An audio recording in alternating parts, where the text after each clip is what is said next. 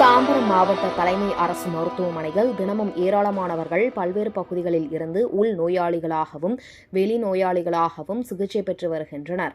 இந்த நிலையில் கடந்த 28ஆம் தேதி மருத்துவமனை அட்மின் பிளாக்கில் உள்ள அறைக்கதவின் பூட்டு உடைக்கப்பட்டிருப்பதை கண்ட ஊழியர்கள் உடனடியாக மருத்துவமனை கண்காணிப்பாளர் பழனிவேலிடம் தெரிவித்தனர்.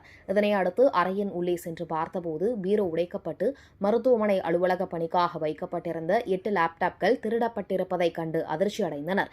மேலும் இந்த சம்பவம் குறித்து தாம்பரம் காவல் நிலையத்தில் புகார் அளிக்கப்பட்டதை அடுத்து மருத்துவமனையில் இருந்த சிசிடிவி காட்சிகளை போலீசார் ஆய்வு செய்தபோது நள்ளிரவு அறையில் இருந்து திருடிய லேப்டாப்களை கோணிப்பையில் முகத்தை பேப்பரால் மூடியபடி ஒரு நபர் எடுத்து சென்றது தெரியவந்தது. அதனைத் தொடர்ந்து தாம்பரம் உதவி ஆணையர் நெல்சன் தலைமையிலான தனிப்படை போலீசார் கண்ணகி நகரில் பதுங்கியிருந்த ஜேக்கப் மற்றும் அப்பு ஆகிய இருவரை கைது செய்து நீதிமன்றத்தில் ஆஜர்படுத்தி சிறையில் அடைத்தனர்.